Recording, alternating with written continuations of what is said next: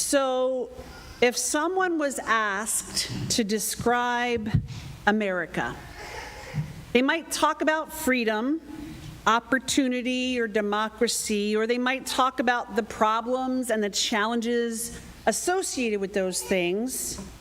People would probably describe the nation by talking about its values and not necessarily defining its geographical location on a map. If someone asked you to describe East Hills Moravian Church, you would likely, or hopefully, tell about the ways that we serve and the ways that we worship and the kind of people that we encounter here. You would not likely lead into that discussion by telling about our location or defining what a church is. Instead, you would probably talk about the things that we value and experience here. This is the same idea when we think about what Jesus conveys when he talks about God's kingdom. He doesn't give us a straightforward definition or even a location for that matter, but over and over again, Jesus says, the kingdom of heaven is like.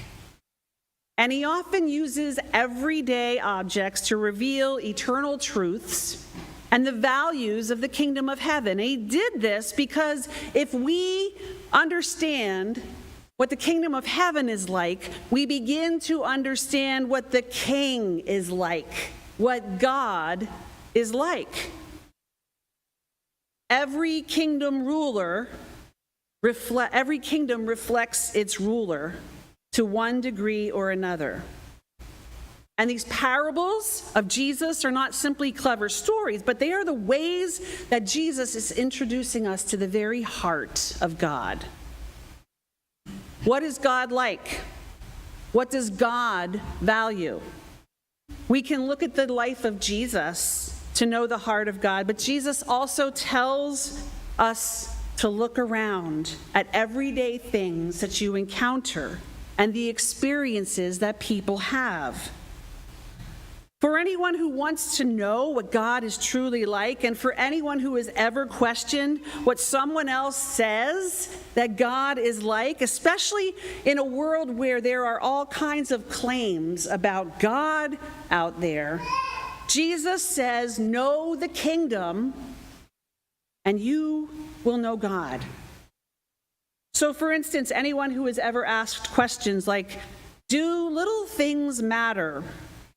Or does God care about people that some perceive are insignificant? Or questions like this, can God do anything worthwhile with what little I have to offer? In a world or in a life that seems to have very little hope, we might ask, can God do anything significant where there seems to be so little to work with? If we understand, as Jesus teaches through the parable of the mustard seed, that one of the values of the kingdom is that small, seemingly insignificant things can become things of tremendous impact. If we know that about the kingdom, then we can know this about God, that the kingdom has a king who works amazingly through things that people sometimes dismiss or devalue. Our world admires the spectacular, but God often begins with what is ordinary or seemingly insignificant. Think stable in Bethlehem, a carpenter from Nazareth, 12 ordinary disciples. Think of a band of refugees who settled in Herrnhut, Germany. This tells us something about our King. We have a God who loves humanity in all of our smallness, who will work even with the small-minded or short-sightedness to grow something good, who says even the smallest amount of faith or things that seem ordinary or unimportant, these are the things that God sees have great value. What is God like? What does God value? Jesus taught that the kingdom is like yeast that a woman took and mixed with 3 measures of flour, yeast that works quietly in the depths of the dough, yeast that transforms from the inside out. It makes dough something that it could not become on its own. If we know that about the kingdom of heaven, then we can know that about the King, that God sometimes works that way. Most of us prefer instant results, but God prefers faithful transformation. Many of the greatest things that God does cannot be measured in a single day. Think about a child learning to pray, a marriage that slowly heals, a grieving heart that discovers hope, a congregation that quietly blesses its neighborhood year after year after year. Sometimes we might wonder, where is God?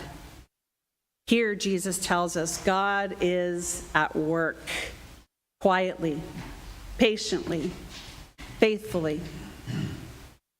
Know the kingdom, know the King. We have a God who is working in the world, often in quiet ways unseen. What is God like? What does God value? These are questions we should ask ourselves every single day because, friends, we are so vulnerable. We are vulnerable to draw our own conclusions, to make God into our own image, or to believe half-truths because it's easier than challenging our own assumptions. So Jesus tells about the kingdom of heaven. Know the kingdom, know the King.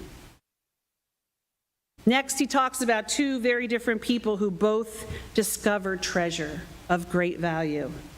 A field worker discovers treasure in a hidden field. A merchant spends years searching for fine pearls until he finally finds one beyond compare. Notice how one person wasn't looking. The other person was searching his whole life. Different journeys, but the same response. They both gladly sell everything because they have found something infinitely better. And neither one of them walks away grieving or complaining about what had to be surrendered. They leave rejoicing. Here, we are reminded that following Christ isn't primarily about giving things up. It's about finding someone so valuable that everything else finds its proper place in life. And in that, there is joy.